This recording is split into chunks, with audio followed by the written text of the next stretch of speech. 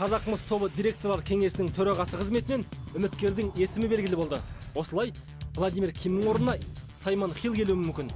Үміткер ретінде соңғы 5 жыл бойы директорлар кеңесінің жанындағы аудит жөніндегі комитетті басқарған, әрі қазір топтың атқарушы емес директор болып табылатын Саймон Хилл бекітілді.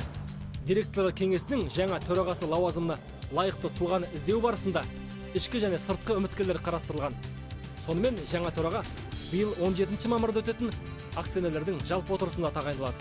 Мен Саймон Хилл мырзаның директорлар кеңесінің төрағасы қызметін атқаруға келіскеніне қуаныштымын. Ол Қазақмысты біздің іс қызметімізді өте жақсы біледі. Мен Қазақмыстың жақтасы болып қала беремін.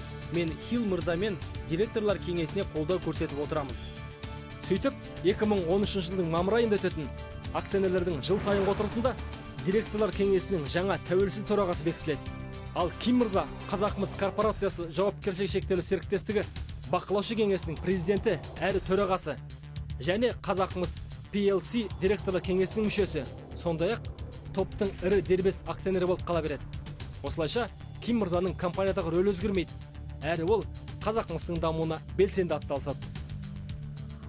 Бұл аралықта топтың қызметкерлерді басқару жөніндегі қызметінің жаңа директоры Юлия Сушкова өз қызметіне кірісті.